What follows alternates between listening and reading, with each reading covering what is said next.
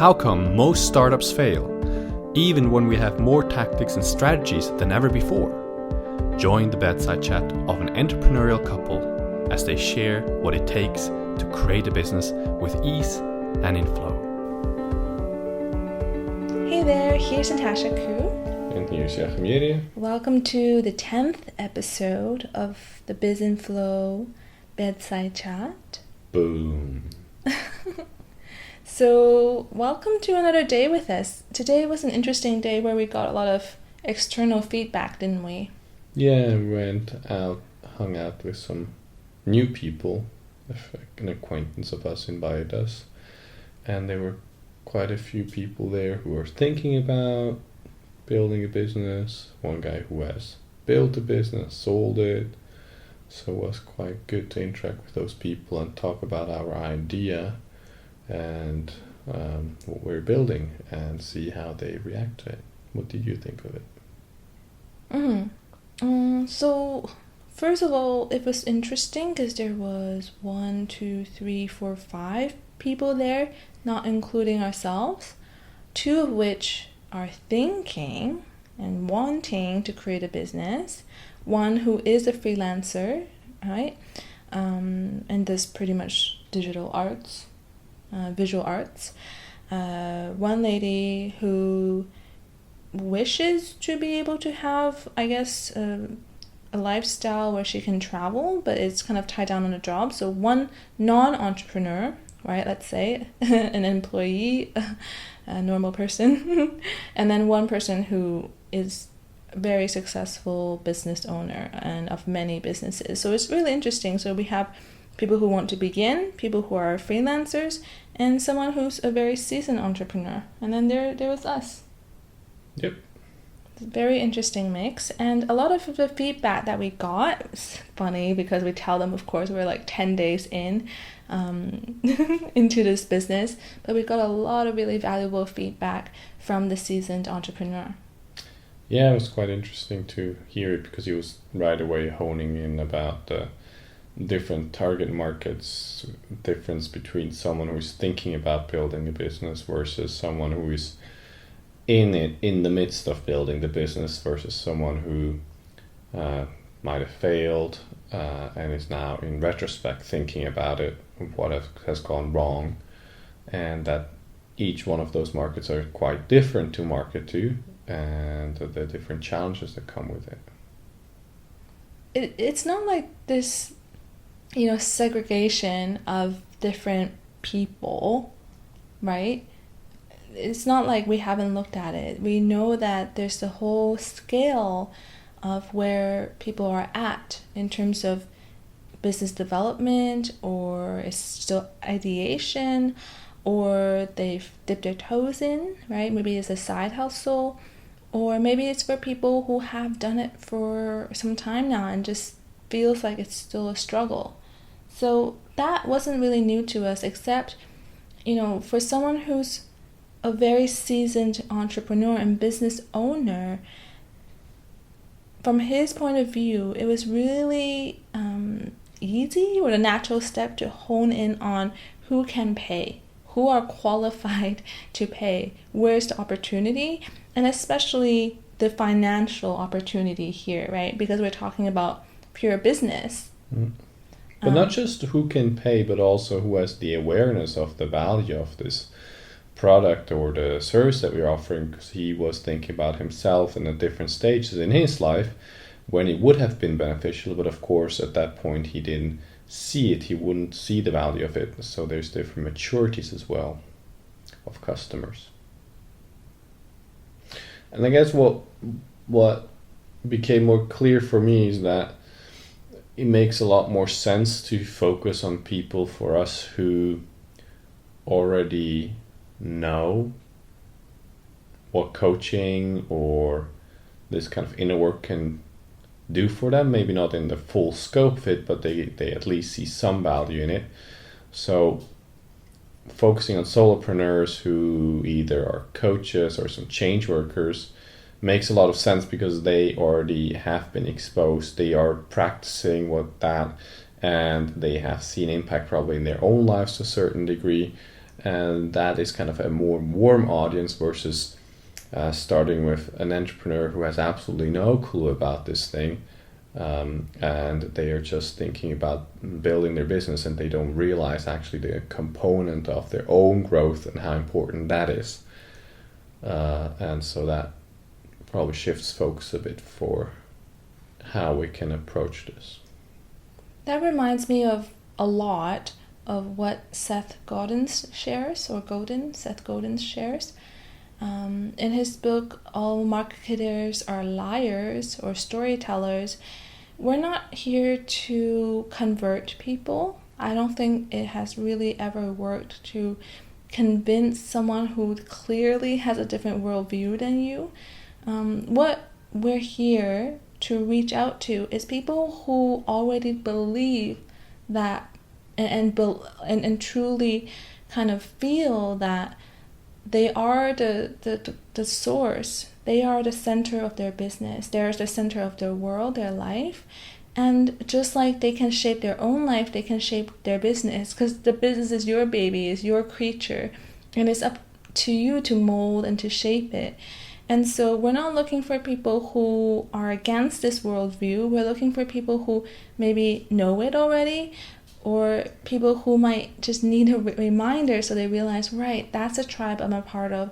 That's the worldview that I actually have, right? Once we give them that reminder, and then it just makes sense to come from this place and then to build a business from this deep knowing. Yeah, and I think it's, as well, as much as we want to work with those people, we don't want to work with other people. So we want to attract certain people, and we want to repel people who don't really fit what we're looking for.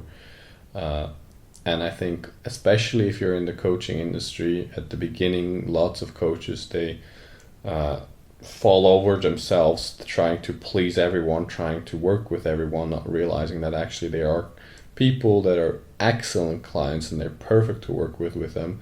And there's people that actually are not a good fit, and neither one of them is going to benefit from our work together. So in a way, I guess we want to build a bit of a lighthouse brand that attracts the right kind of people and repels the rest. Yeah, and one really interesting thing that we brought up in conversation just between ourselves tonight is, do I want to be excited when I work with you, right? So yes, it's one thing to have a target audience, but because we are a service business and we can imagine our work spreading out on a really mass scale through something like a membership or an online course, something that we would still be actively engaged in and giving value in, we realize that, well, people aren't just numbers within a community or within a course. They're real people we're going to help and engage with and even have like group coaching sessions with. Now, do I feel good? Does it feel right that I enroll a bunch of people who could fit in and could benefit? Or do I really want to enroll people who fit perfectly, right? Like, we're meeting you pretty much at that point in your life where you need this, and we're the ones to, give it to you. And also, we're the ones who feel really excited to work with you and to create the change that you are also as excited as us to create happen in your life and in your business. And I think for me, I really want that perfect match. Doesn't mean that, every single client we enroll is a perfect match, but I want to be excited to work with, the people within the community. I don't want this to be just another business, just another thing just to generate money.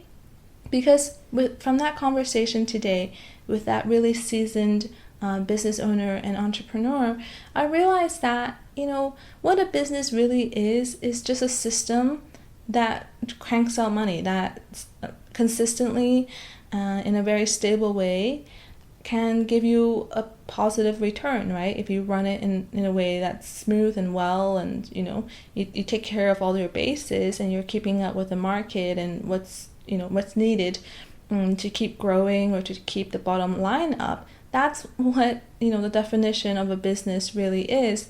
But we're not here just to create a money machine, like that never really was the motivation. Like, we actually want to do so much good, and we want to provide a service that really changes people's lives.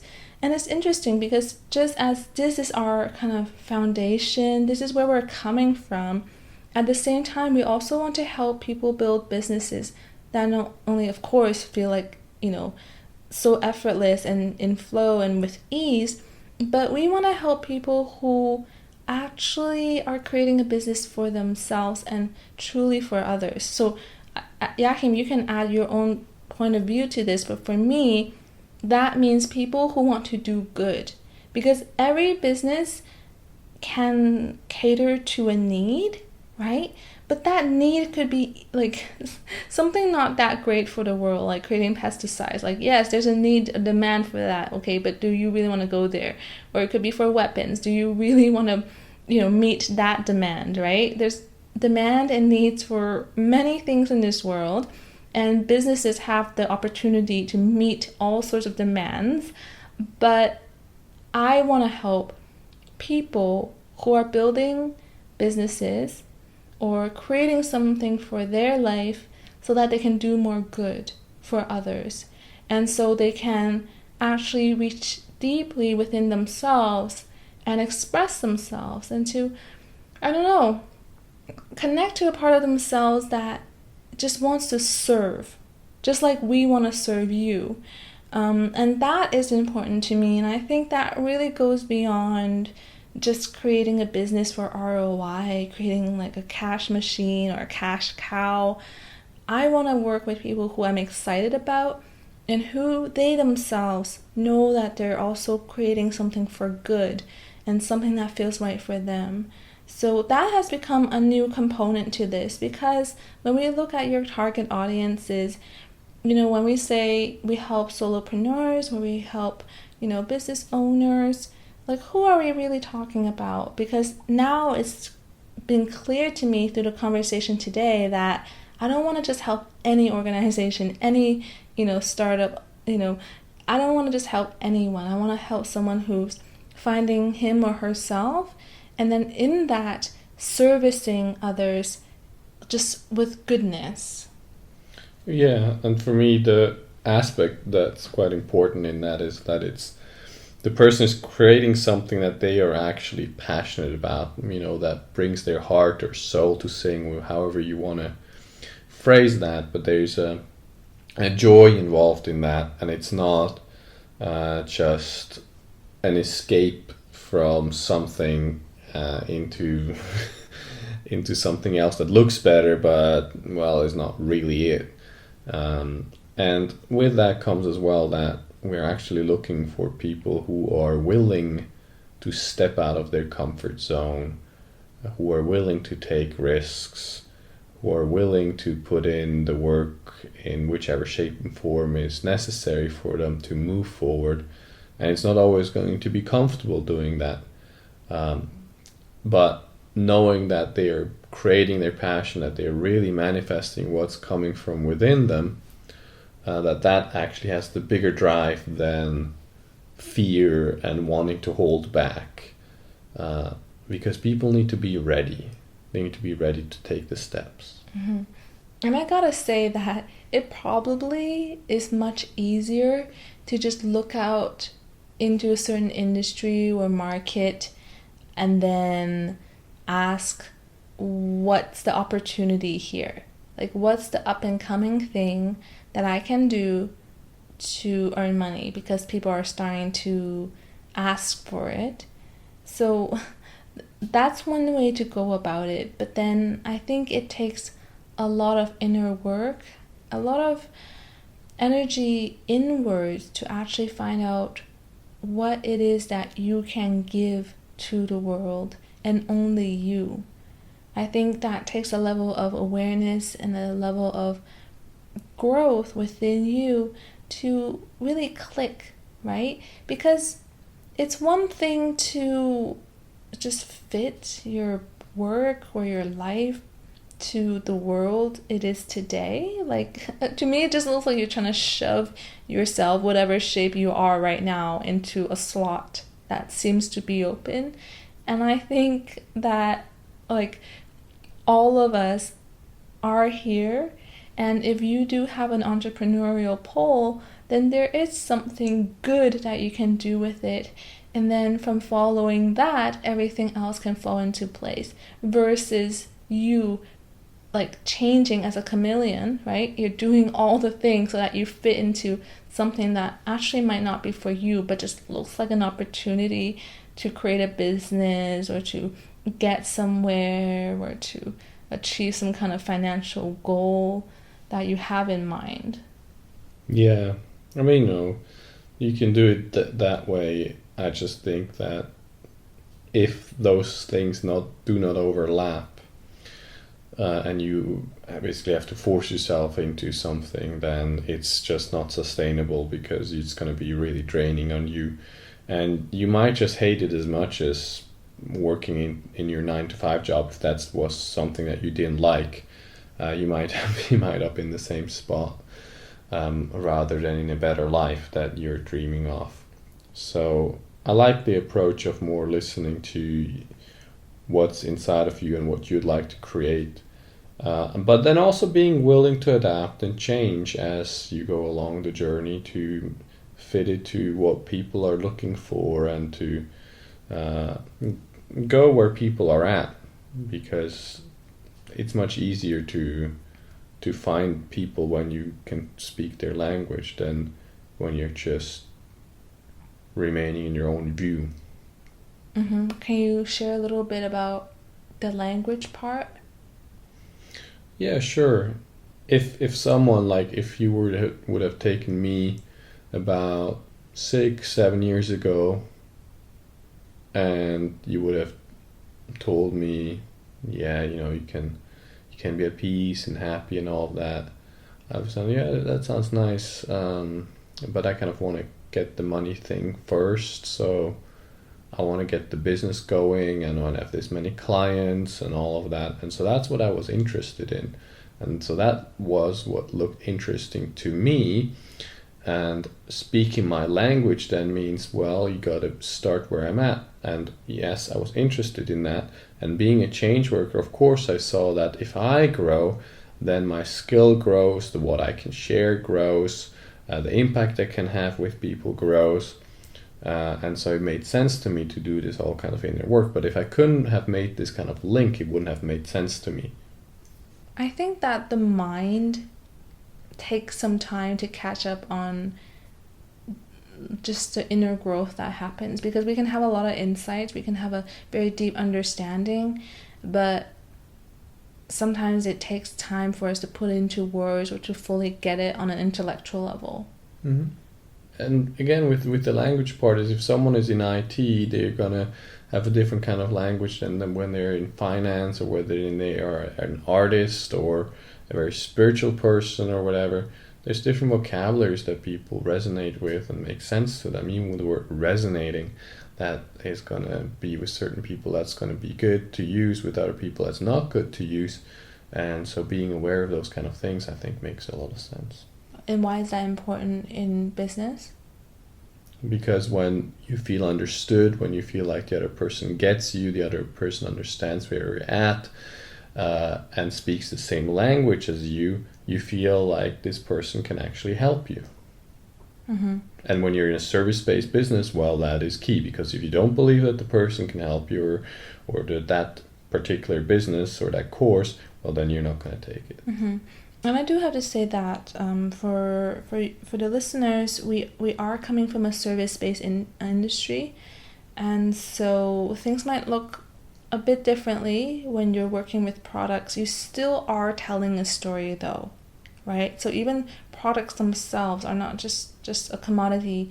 You're bringing a lot of human components to it, and you're triggering, all sorts of emotions and the stories behind it and what it means, and, also culturally, like, who does it target? But, with what we're saying, it applies very well, though, in the service industry, because it's all about the people, it's all about the connection, and that's where the sales happens with people. Yeah, and understanding how they see the world. Because if you can see the world through their eyes, then you can actually see what they see as a problem or what they see as an aspiration. And then from there you can actually then create something that fits you and fits them as well. It's coming from you, it's aligned with you, and you can present it in a way that's understandable for them. Mm-hmm. So one thing that I do recommend, if you're listening and you're at this point where you are trying to understand who you are serving and what you can really give and how you can connect further with your audience, or your end consumers, is to really listen. And I think that we did a really good job of listening today, just with these new friends and just listening to someone else's opinion. And doesn't mean you have to take it, but just to see how people's minds and worldviews, how it all operates, gives a really good perspective to help us also shape our business, and just not only come from our two minds, but really just get people, whoever they may be, and then to further be able to niche down and to really get the people that we ultimately want to work with. I think this is a good place to wrap it up. So that's it for today. I hope you enjoyed this episode. Remember to listen and let us know in the comments. But wherever you're listening, our Heart Radio, Stitcher, SoundCloud, or iTunes, make sure to leave us a comment and let us know, how have you been listening today and what has that brought you. But until tomorrow, and we're off to bed. Good night. Good night, everybody.